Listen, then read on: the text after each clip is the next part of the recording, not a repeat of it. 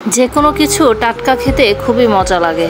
আমার সবসময় এই জিনিসটা খুব ভালো লাগে, টাটকা ফল খেতে, টাটকা সবজি খেতে। বিশেষ করে গাছ থেকে পেড়ে সাথে সাথে খাওয়ার যে আনন্দ, সেটা হচ্ছে অনেক ছোটোবেলায় পেয়েছি। বড় হওয়ার পরে যখন থেকে ঢাকা শহরে থাকি তখন থেকে ভেজাল ছাড়া তো আর কিছু খাইনি। এই কারণে ভেজাল জিনিস দেখলেই এখন বুঝতে পারি। যেমন ধরুন, আমরা যখন কখন কোনো আপেল বা ফল কিনে নিয়ে আসি, যেমন কয়েকদিন আগে পেয়ারা কিনে এনেছিলাম বাসায়, তো আনার পরে দেখা যায় এটা ফ্রিজের বাইরে রাখলে পেয়ারা ভেতর থেকে পচে যাচ্ছে, একদম হাত দিয়ে চাপ দিলে গলে যাবে, কিন্তু তারপর উপর থেকে একদম ঠিক শক্ত রয়ে গেছে।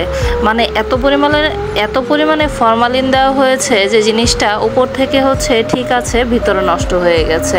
মানে আমরা ফরমালিন খেতে খেতে এখন যখন হচ্ছে কোনো টাটকা জিনিস খাই তখনই মনে হয় আমাদের পেটে সয় না। তো জিনিসটা হচ্ছে এরকম। আমার কাছে সবচেয়ে কঠিন যে কাজটা লাগে সেটা হচ্ছে এরকম, ওই যে ভাতের মাড় গলানো। ভাতের মাড় গলাতে গেলে মনে হয় হাতে লেগে যাচ্ছে, এই হচ্ছে এরকম। তো যাই হোক, তারপরে বহুত কষ্ট করে ভাতের মাড় গালিয়েছি।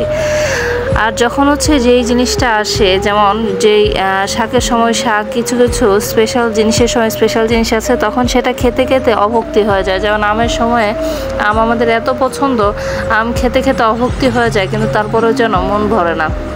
ঠিক তেমনি আমার পছন্দের শাকের মধ্যে একটা শাক হচ্ছে পাট শাক। মানে পাট শাকের সময় আসলে এমন কোনো দিন মনে হয় যায় না যেই দিন আমি পাট শাক খাই না। আর পাট শাকের মধ্যে তো দুই ধরনের পাট শাক আছে, একটা হচ্ছে মিষ্টি পাট শাক, একটা হচ্ছে তেতো পাট শাক। তো আমার বরাবরই তিতাটা খুব পছন্দ। তো সেই জন্য দেখা যায় প্রতিদিনই প্রায় আমার এই তিতা পাট শাকটা খাওয়া হয়। আর আমি যতই খাই না কেন আমার মনে হয় কি অভক্তি হয় না।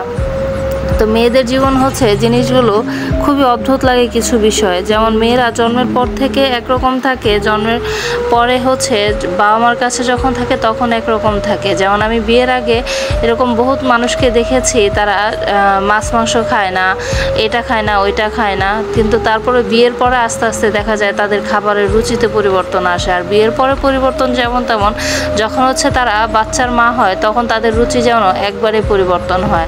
যেমন আমার ছোটো বোনকে আমি আগে কখনো তরমুজ খেতে দেখিনি, কিন্তু এখন সে ঠিকই তরমুজ খায়। তাই আমি হাসছি আর ভাবছি যে মানুষের মধ্যে কতটা পরিবর্তন আসে। আমি নিজে যখন মা হয়েছিলাম তখনও ঠিক এরকমটাই হয়েছে। আমি যেই জিনিসগুলো খুব বেশি অপছন্দ করতাম, দেখা গেছে সেই জিনিসগুলোই আমি বেশি খেতাম। ছোটোবেলা থাকতে আমি যে দুধ ভাত খেয়েছিলাম, এরপরে আমার মনে পড়ে না যে আমি কখনো দুধ দিয়ে কলা দিয়ে ভাত খেয়েছি। কিন্তু আমার মেয়ে যখন আমার পেটে ছিল তখন দেখা যায় মিষ্টি জিনিসের প্রতি আমার ক্রেভিংসটা এত বেড়ে গিয়েছিল, এখনও আমার মিষ্টি জিনিস দেখলেই যেন খেতে মন চায়। অথচ একটা সময় ছিল যখন আমি মিষ্টি জিনিস মুখেও নিতাম না।